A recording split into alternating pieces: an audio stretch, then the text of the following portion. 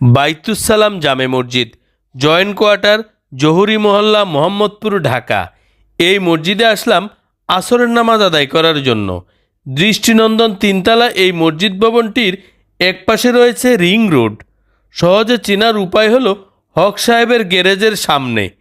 মসজিদটির সাথে যে রোডটি রয়েছে তা হলো জয়েন্ট কোয়ার্টার, জহুরি মহল্লা। খুব সুন্দর এই মসজিদটির উপরে একটি মিনার রয়েছে। এই মিনারটির কারণে মসজিদটিকে অত্যন্ত চমৎকার দেখায়।